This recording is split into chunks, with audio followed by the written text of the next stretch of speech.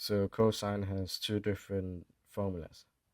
One of them is to find an angle, and the other one is to find a side. If you want to find an angle, you need three sides.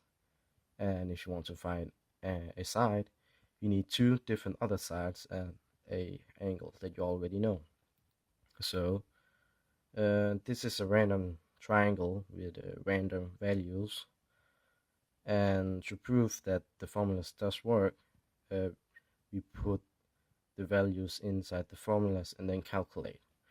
So if, for example, you need to find an angle of A, and we don't know any of the values of the angles, we only know the sides, then we put in the formula, which is up here, which is that, and then we'll give out the 51.64 degrees. The reason why we use cos minus to the power of 1 is because the angle is unknown, so you have to put it into a minus 1.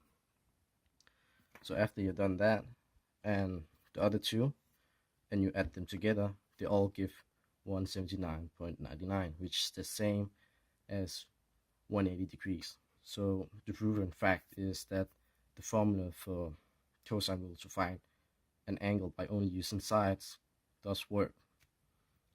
And if you want to find a side, you need two sides and one angle.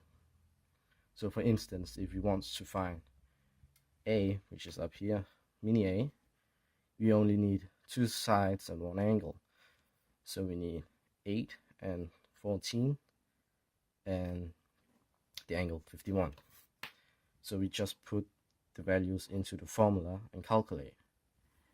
As is stated right down here, we will get 120.98, which is not the same as 11.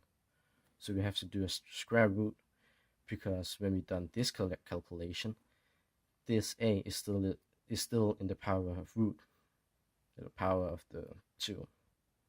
So we have to do a square root, and that will give us 10.99, which is also the same as 11. The reason why it doesn't say 11 is because we didn't put in all of the digits that it needs to be exactly 11.